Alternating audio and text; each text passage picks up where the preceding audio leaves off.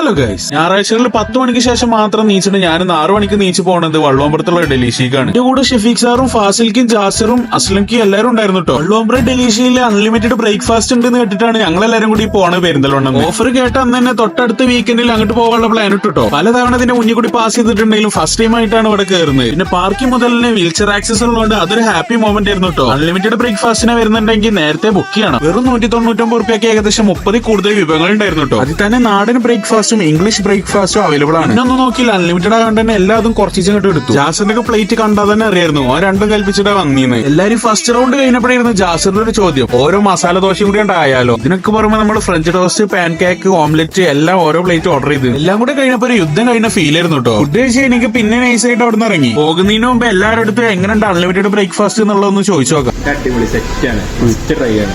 200 രൂപയ്ക്ക് വെറുതെ ഫുഡ് അടിപൊളിയാണ്. ഡയറ്റിലായിരുന്നു എന്നാലും വേണ്ടില്ല.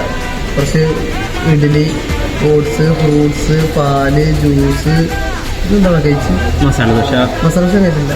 ഫ്രഞ്ച് ടോസ്റ്റ് ഒന്നും പിന്നെ കഴിച്ചില്ല. അത് മതി, നല്ല ടേസ്റ്റ് ഉണ്ട്. 200 രൂപക്ക് എന്താ വർത്താണ്. അപ്പൊ ഓക്കെ ബൈ.